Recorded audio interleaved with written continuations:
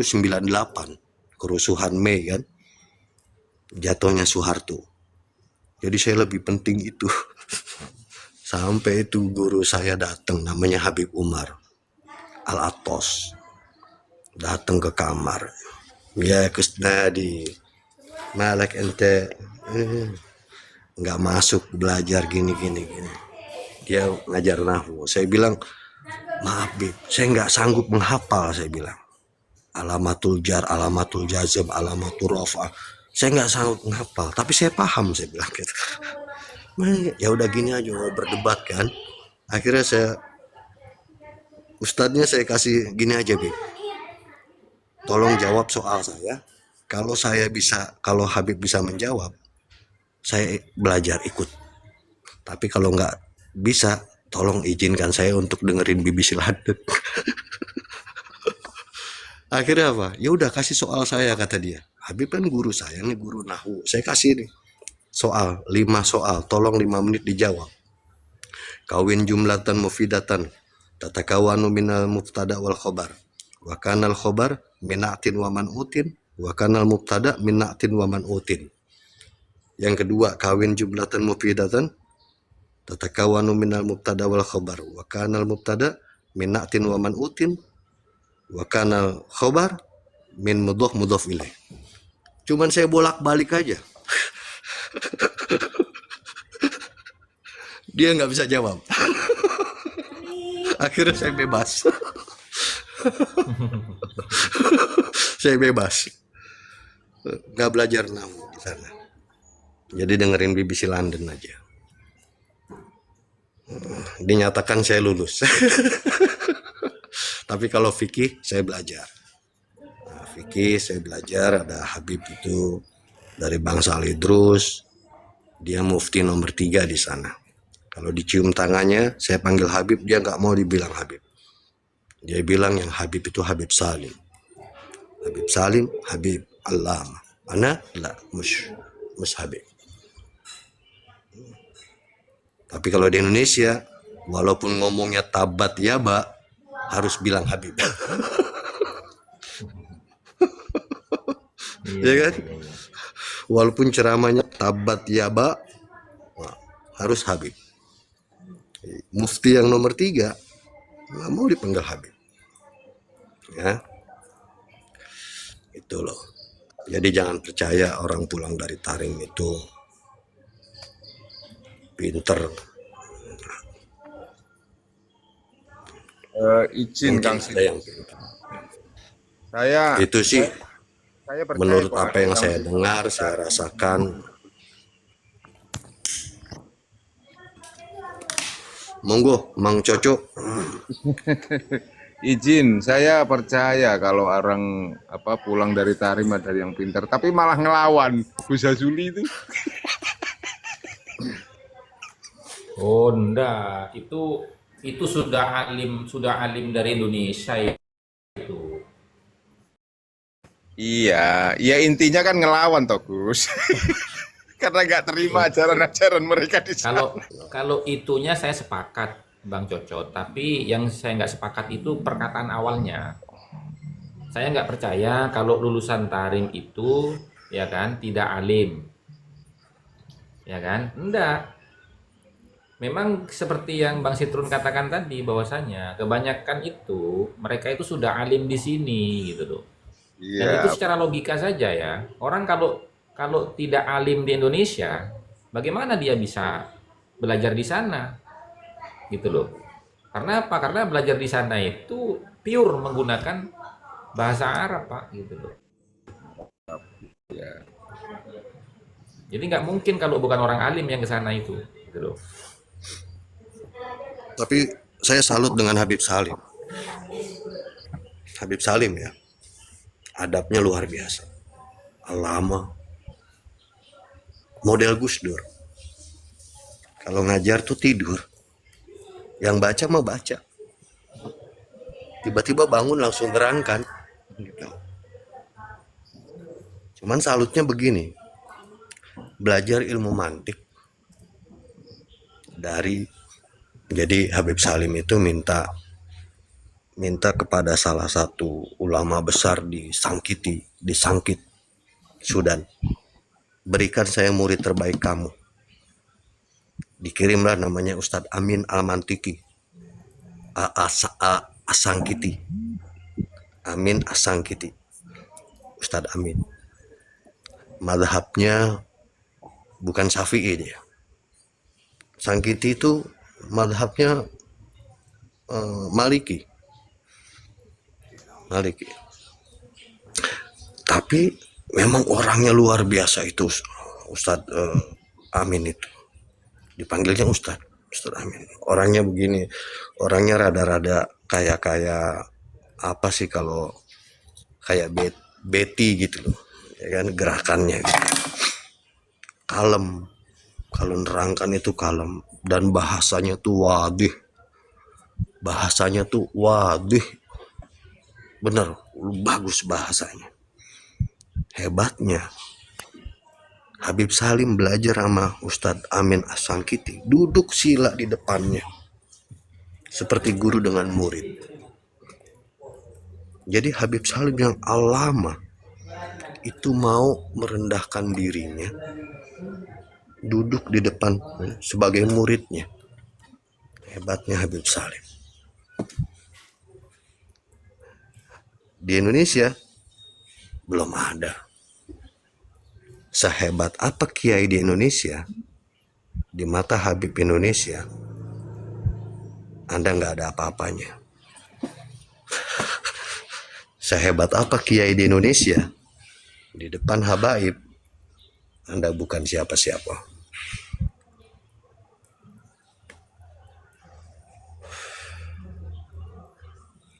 Makanya kenapa akhlak orang Habib Ba'alawi Indonesia dengan ahli tarim itu beda sekali, jauh. Ahli tarim itu akhlaknya luar biasa. Yang Ba'alawi, yang Masyayikh, yang mereka nggak ada ucapan kotor, aib. Kalau aib tuh aib, ngomong jelek itu aib, nggak ada. Menghina orang, merendahkan orang tuh aib. Dan itu hanya ada di Indonesia, habaib Indonesia seperti itu. Di sana nggak ada. Makanya Yai, coba lihat, lalat berkumpul dengan lalat, lebah berkumpul dengan lebah. Itu benar. Gus Mustafa, coba kiai-kiai besar Jombang itu, yang santun, ramah, santun, adab, itu muridnya santun semua. Ya. Gus Mus santun semua. Buya Sakur almarhum, kalau ngajarkan santun, nggak pernah menghina siapapun, ya kan? Nggak pernah menghina siapapun. Itu murid-muridnya, jamaahnya juga santun. Sekalipun kita ngaji pakai sualan gitu, pakai celana, nggak pakai kupluk, diterima. Yang ngaji sama Buya Sakur itu nggak cuman orang Islam kok. Orang Kristen, orang Hindu, orang Buddha ikut ngaji kok. Iya. Diterima. Kenapa? Santun, memanusiakan manusia. Coba lihat Rizik, monyet, babi, PKI, takbir. Lihat muridnya sama begitu modelnya. Ya. Mulutnya sama. Lihat Bahar, keluar begitu bacot doang. Muridnya sama. Yang ada di Komal tuh, Habib yang kalau kita baru ngomong langsung wak. Ya itulah, sama. Karakter itu nggak bisa diubah. Salah itu bisa diperbaiki, bodoh bisa diajari, tapi karakter nggak bisa. Wis tuwo saya mah kalau bawa lawi. Keroyokan iya. Saya sendiri dikeroyok banyak orang. Bagusnya ada pelepah korma kita buat pedang. Pelepah korma. Senjata saya dulu. Saya gibas pakai pelepah kurma. Itu. Jadi buat para kibin-kibin silakan Anda meyakini, tapi dicerna lagi lah dengan logika. Emang Kiai Imad itu bukan ahli nasab, bukan. Kalau mereka kan bilang seperti itu. Ngapain lu batalin? Belajar di kandang kebo, kata Rizik kan gitu. Mau batalin nasab orang. Ya kan? Kiai Imad kan dibilang belajarnya di kandang kebo sama Rizik. Ya. Emang dia bukan ahli nasab. Saya akui juga Kiai Imad bukan ahli nasab. Tapi Kiai Imad meneliti kitab-kitab nasab dari abad ketiga, kitab nasab abad keempat, kitab nasab abad kelima, keenam, ketujuh, kedelapan, kesembilan. Dicari di situ nama Ubaidillah, ada enggak? Gitu loh. Ternyata enggak terkonfirmasi. Enggak cukup di situ. Enggak cukup di kitab nasab aja, tapi dicari juga di kitab sejarah, ya kan, tarikh. Enggak ada juga yang dikatakan muhaddis, ulama besar, imam besar, juga enggak tersebut di situ kan gitu loh. Enggak sampai di situ. Kiai Imad itu bukan pembaca, bukan pengamat seperti pengamat sepak bola. Pengamat itu kan persepsi. Kalau kalau Kiai Imad itu kan memang meneliti, dibaca satu-satu itu kitabnya. Sampai yang kitab palsu pun dibaca gitu kan. Ya. Manuskrip palsu pun dibaca, itu di mana kekurangannya. Sampai akhirnya ditanyakan lagi ke ahli filologi. Ustadz siapa? Manasim. Nggak tersambung juga, nggak terbukti juga. Sampai akhirnya Dokter Sugeng dengan ilmu DNA-nya, pengetahuan tentang DNA-nya, ternyata DNA itu karunia Tuhan. Mungkin kalau kitab nasab bisa salah, tapi kalau darah itu ciptaan Tuhan loh. Itu ciptaan Tuhan, misteri itu. Bisa di ilmu sains itu berkembang. Betul. Itu darah itu benar ciptaan Tuhan, rahasia Tuhan itu di dalam darah itu. Sampai ke Nabi Ibrahim itu masih bisa dicari. Nasab tersambung. Jadi ya mustahil kalau mereka itu cucu Nabi. Kalau saya berpikir begini, mereka bilang, wah semuanya ada gini-gini. Kitab dari mana kitab ini?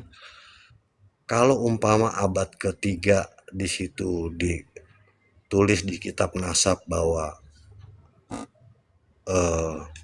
Ahmad bin Isa Al-Muhajir itu punya anak 3. Siapa? Muhammad, Ali, Husain ya. Betul ya Gus? Ya. Nah, terus abad keempat mungkin Muhammad, Husain, Alinya nggak ada nih. Mungkin. Ya. Abad kelima Muhammadnya nggak ada Alinya aja atau Husainnya. Mungkin ini salah satu kitab ini ada yang kelupaan atau nggak tahu kan gitu. Mungkin. Terus abad ke-6-nya kemungkinan Husainnya yang nggak ada, mungkin gitu kan. Tapi Muhammad dan Iya. Alinya ada. Tapi kan dari abad ketiga sampai abad ke-8, semua mengatakan Ahmad bin Isa itu anaknya Muhammad, Ali, Husain. Iya. Lengkap. Nggak ada tuh Ubaidillah gitu loh. Iya. Nggak ada Ubaidillah. Kenapa nggak salah satunya hilang gitu di salah satu abad dari 3 anak itu? Yang hilang malah Ubaidillah. Muncul-muncul di abad ke-9. Secara logika saya gitu ya. Iya. Jadi bukan tidak tersambung, bukan terputus, tapi memang mustahil secara DNA. Jangankan Arab, Quraisy aja enggak. Jangankan Quraisy, Arab Arab aja enggak. enggak kan gitu. Apalagi cucu Nabi. Karena dari J1 itu kan Nabi, tapi kan ada Quraisy Iya. J1 sekian gitu kan. Quraisy tapi kan bukan cucu Nabi. Iya. Bani Quraisy gitu loh. Itu aja sih. Monggo Yai. Mudah-mudahan Yai ini yang Yai di sini santun-santun, muridnya juga santun mulutnya. Kan gitu. Kalau di room kita ini Bang Coba aja Cipto, nih. Sekarang pengajiannya memang nih roomnya Gus Hasan ya. Gus Hasan kan kalau ini kan cuman begitu aja tuh. Santunnya. Makanya yang duduk di sini kan semuanya santun gitu. Coba ke room sebelah nih. Walaupun sama-sama mukimat, ya enggak?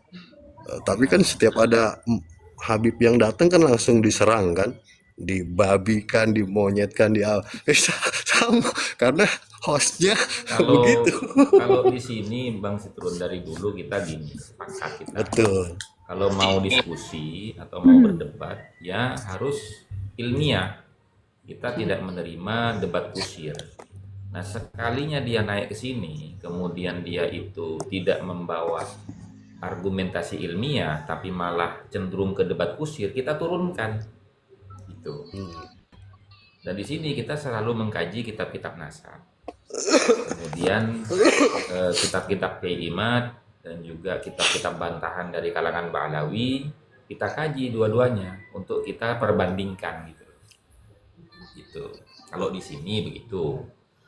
Ya terserah teman-teman itu mau betah di sini monggo, ya apa namanya lebih senang kepada yang rame-rame ya monggo gitu. Cuma kan kemarin itu akhirnya kan ada apa namanya ada hikmah gitu ya. Betul. Nah, di mana Tapi kalau pesan saya ada sih satu kalau mau perdebatan gitu, satu perdebatan. Nah, di mana teman kita itu keteteran data.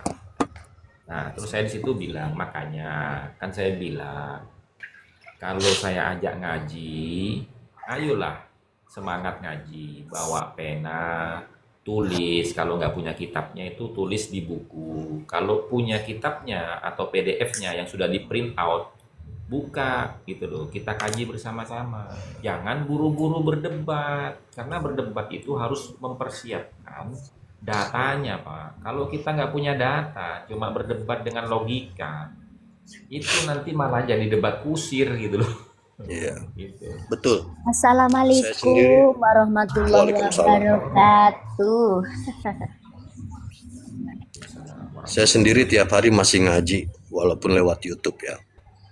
Maksudnya pengajian Kiai Imad, Kiai Agil Siroj, termasuk Gus Hasan dari rekaman-rekaman YouTube itu, terus Kiai Golib, terus siapa Kiai Batu Ampar itu masih saya ikuti. Kalau lagi nyetir mobil tuh yang saya setel itu YouTube Iya. pengajian. Tapi buat teman-teman yang mau barokah, komalnya barokah, yaitu ya di sini di komalnya Gus Hasan. Kenapa barokah itu ziyadatul khair ya? Dari nggak tahu jadi tahu.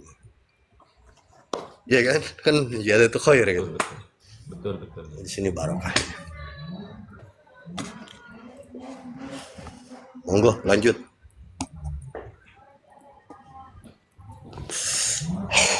Monggo Bang Cocot silakan Bang Cocot. Kedinginan saya. Tanggapannya Bang Cocot. Kan lama ini kita nggak bersua ini dengan Bang Sitrun ini Bang Cocot. Enggak, terus udah lama banget. Kadang-kadang saya tuh suka kangen sama beliau. Jadi inget-inget dulu masih apa namanya ya, masih ada Mujasim apa itu. Iya, iya, iya, iya. Saya seneng gitu loh, tambah apa namanya literasi keilmuan kita itu nambah. Ziyadatul khair lah ibarat, meskipun Iya, iya. kadang-kadang juga nadanya juga nada tinggi kan gitu kan. Iya. Tapi saya suka memang itulah ilmu ya. Artinya ilmu itu juga harus apa namanya kalau kata Gus Baha itu diseminarkan lah ibaratnya kan seperti itu. Ya meskipun dengan apa namanya dengan dasar perdebatan dan lain sebagainya, tapi kita sebagai mustami'in ini kan nambah gitu loh. Ini luar biasa. Cuman lama beliau itu nggak nongol kemana ini.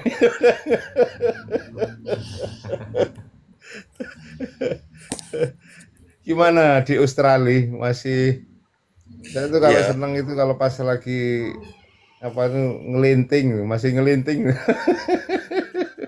Masih ngelinting saya. Di sini pun masih ngelinting saya.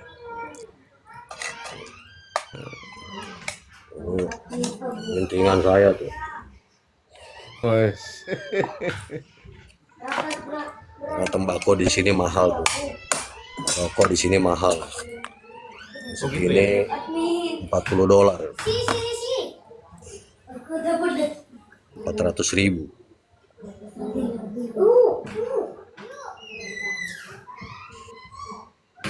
Dolar USA. Australia. Taruhlah $1 10.000 gitu. 12.000.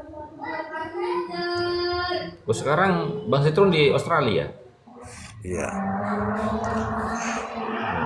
Luar biasa. Saya kemarin gini. Saya jalan-jalan ya. Ada pohon besar sekali. Besar sekali. Di bawahnya itu ada makam. Assalamualaikum warahmatullahi wabarakatuh. Ada makam, Waalaikumsalam warahmatullahi wabarakatuh. ada makam, ada salibnya. Di salibnya tulis Save to God. Wah, itu pohonnya besar sekali. Tapi nggak kelihatan angker. Ini kalau di Indonesia udah angker ini. Kenapa? Ada orang Jawanya. Makanya kenapa Habib itu bisa jadi mulia? Karena ada orang Jawanya. Di mana ada pohon beringin, kalau ada orang Jawanya jadi angker. Di sini pohon besar-besar sekali, tapi nggak angker. Kenapa? Karena nggak ada orang Jawanya. Berarti pengaruh ya Bang ya? Berarti orang Jawa pengaruh bukan? Hah? Ya pengaruh karena budaya sebelumnya kan. Maksudnya kan kalau bukan orang Jawa itu kan tidak begitu apa identik dengan klenik gitu. Nah,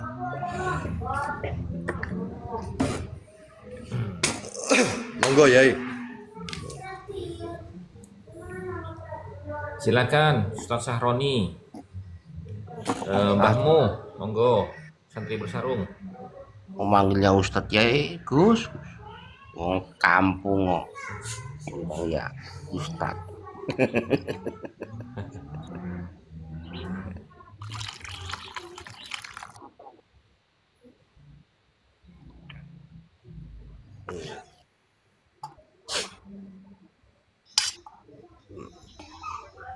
Ya sampai sekarang Gus Hasan nggak dipolisikan loh, nggak dilaporkan polisi. Kiai Imad nggak dilaporkan polisi. Ustadz Sugeng, Dokter Sugeng nggak dilaporkan polisi kok. Kiai Imad rumahnya juga tahu itu di Banten, banyak yang tahu. Nggak ada yang datang demo berjilid-jilid, Iya. ya toh? Kan bukan Ba'alawi banget. Iya. Ahok cuman kepleset lidah aja, yang sebetulnya itu dipotong videonya bisa didemo berjilid-jilid. Kenapa Kiai Imat nggak didemo berjilid-jilid? Ini kan marwah marwah Iya. keluarga besar kan, nasab loh. Tapi nggak ada demo berjilid-jilid itu. Tapi saya rasa mereka sudah meragukan nasabnya sendiri. Tapi tetap ingin validasi. Makanya mereka, yang saya dengar kabarnya, membayar banyak buzzer masuk ke room-room, ke media sosial. Yaitu kalau ada yang tapping-tapping, nggak ada gambarnya, nggak ada fotonya, Iya. nggak ada suruh naik, itu tuh buzzernya. Itu biayanya besar. User-user gitu. Nah, tapi semakin banyak buzzer yang berkata-kata jelek, memframing-framing tentang Ba'alawi, bukannya Ba'alawi semakin baik, tapi semakin terpuruk, semakin runtuh. Ya baguslah ada Komal-Komal seperti Gus Hasan ini, mencerahkan, mencerdaskan. Memang nggak harus sekali datang ke Komal Gus Hasan itu langsung bisa taslim atau sadar. Enggak, harus berkali-kali. Terus Iya. harus disuarakan terus.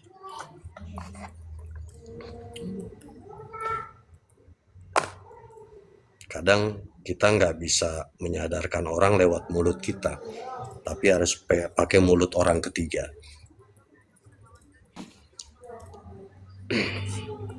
Dan menyadarkan Mukibin itu jangan pakai caci maki.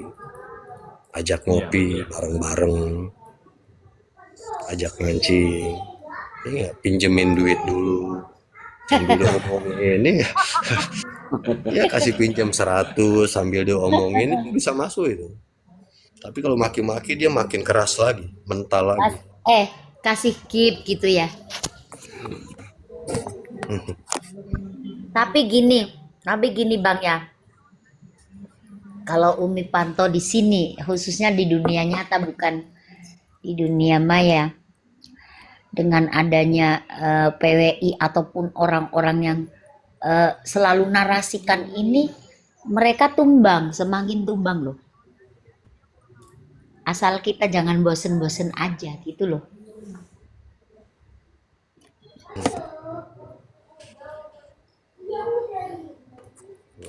Artinya pepet terus gitu. Ya untuk para kiai jangan bosan lah. Terutama ya Anda seorang kiai punya integritas. Integritas itu artinya ucapan dan kelakuan itu podo, sebanding. Terus kalau Anda punya integritas itu gampang didengarkan orang. Orang mau mendengarkan Betul. kiai lebih mudah. Jadi sekarang tergantung para sesepuh yang sesepuh agamanya lah. Iya. Kiai itu kan sesepuh agamanya yang mengerti bagaimana kiai-kiainya. Kalau kiainya mau bersuara, mungkin ya murid-muridnya, jamaahnya yang mendengar. Kecuali saya yang ngomong, sopo kon gitu kan.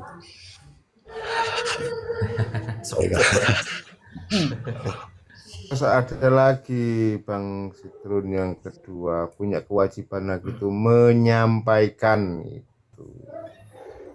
Yang paling penting itu. Betul. Iya. Samping integritas, banyak kewajibannya itu menyampaikan.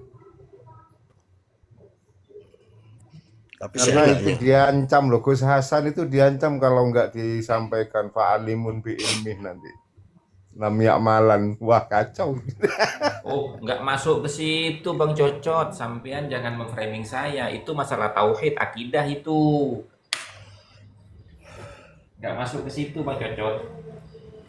Jadi kalau ada yang minta Dalilnya bukan itu Bang Cocot. Dalilnya bukan itu Bang Cocot. Nah, jadi Ya, ya. komal apa anggota PWILS ini lengkap. Dalilnya itu ini Bang Cocot, dalilnya itu ya dalam kitab Rosail itu ya, Rasail. di muqaddimahnya ya, Sayyid Husain bin Haidar al-Hashimi itu mengatakan begini, la yajuzu bihalin ayyaskutal insanu ala munkari ilmihi. Ya, la yajuzu, tidak boleh, bihalin, dalam situasi kondisi apapun, ayyaskutal insanu ala munkari ilmihi, orang itu berdiam diri atas kemungkaran yang dia ketahui, di anna sukutahu alal kadhibi, karena sesungguhnya diamnya dia atas suatu kedustaan, bin nasabi, terhadap sebuah nasab, yakunu kal ikrari, maka sama halnya dia itu menyetujui kedustaan tersebut. Fayakunu, maka jadilah dia itu ahadal kadhibina, salah seorang di antara pendusta itu. Wa talhaquhu la'natullahi wa rasulih, dan layak dia itu mendapatkan laknat Allah dan Rasulnya. Hadza, konsekuensi ini, insakatah, jika dia hanya diam saja, tidak bersuara. Fakaifa bimay yanqulul kadhiba wa yuqalliduhu, lalu bagaimana konsekuensinya dengan orang yang tidak hanya diam, tapi dia menyampaikan itu, ya, menyampaikan kedustaan itu dan mengikuti orang yang berdusta itu, raqabatan, gitu loh, secara beriringan. Wa huwa ya'lamu annahu kadzibun, padahal dia tahu itu pendusta. Wala yajuzu sukutu 'alal kadzibi bin nasabi, dan tidak boleh berdiam diri atas kedustaan dalam sebuah nasab. Wala mujalasatul wadda'in, dan jangan berteman duduk dengan para pemalsu. Wa illa kana wahidan minhum, kalau tidak maka kalian termasuk bagian dari para pemalsu dan pendusta itu. Itu dalilnya Bang Cocot. Ya, Masa? sorry, tapi kepanjangan, Gus. Sampean terlalu Napalno juga. sampean terlalu kejam, mau menyiksa saya sebelum penyembah berhala. Dendam apa sama saya?